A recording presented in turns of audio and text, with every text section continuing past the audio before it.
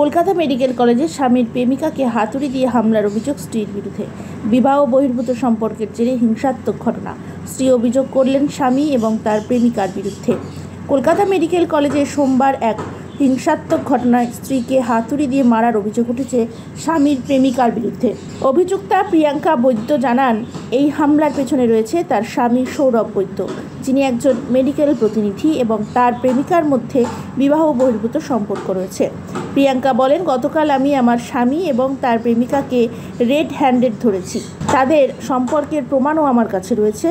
আজ আমি কলকাতা মেডিকেল কলেজে তাদের সাথে কথা বলতে এসেছিলাম, কিন্তু তারা আমার সাথে সহযোগিতা করতে অস্বীকার করে। যখন আমি তার প্রেমিকাকে বাইরে ডেকে কথা বলতে চাই, তখন সে আমাকে গালিগালাজ করে এবং হঠাৎ করে হাতুড়ি দিয়ে আমাকে আঘাত করে।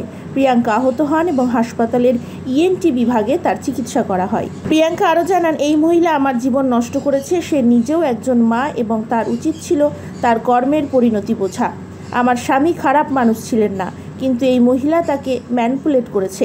আমার 7 বছরের বিবাহিত জীবন, কিন্তু এখন তিনি আমার সাথে কথা পর্যন্ত বলেন না। এই ঘটনায় ব্যক্তিগত বিবাদকে হিংসাত্মক রূপ দেওয়ার বিষয়ে গুরুতর উদ্বেগ তৈরি হয়েছে। প্রিয়াঙ্কা ন্যায় বিচারের দাবি করেছেন এবং জোর দিয়েছেন যে এমন কর্মকাণ্ড পরিবার এবং ভবিষ্যৎ ধ্বংস করতে পারে। স্থানীয় কর্তৃপক্ষ বিষয়টি তদন্ত করছে এবং প্রমাণ ও বক্তব্যের ভিত্তিতে আরও ব্যবস্থা নেওয়া হতে পারে বলেও জানা গিয়েছে। ব্যাপার নয় এটা, মানে এইসব মহিলারা এতটাই জঘন্য নিকৃষ্ট হতে পারে, যারা একটা ফুলের মতো সংসার ভেঙে এইভাবে অন্যের স্বামীকে নিয়ে শুতে চায়, তাদের কি ভালো হবে? আমি এটাই জানতে চাই।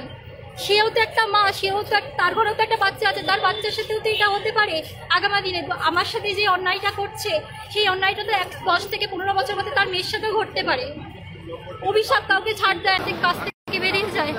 মেয়েটিকে ডাকি, বলি বাইরে আসো, বাইরে তোমার সাথে কথা বলবো। হসপিটালের ভেতরে সব কথা বলা যায় না পার্সোনাল ব্যাপার নিয়ে। মেয়েটি কথা শোনেনি এবং নোংরা অশ্লীল ভাষায় গালিগালাজ করতে থাকে আমাকে। তারপর কোথা থেকে কি হাতুড়ি তুলে ঘরের পেছন ঘরে আমাকে, তখন কথা বলছিলাম, বচ্চসা হচ্ছিল ওর সাথে, একটি ঘর থেকে ঢুকিয়ে কোথা থেকে হাতুড়িটা বার করে আমাকে মাথায় মেরে বলছে, তাড়াতাড়ি আসো, দেখো, আমাকে মেরে ফেলার চেষ্টা করছে। ততক্ষণে অলরেডি আমার মাথায় অ্যাটাক করে দিয়েছে।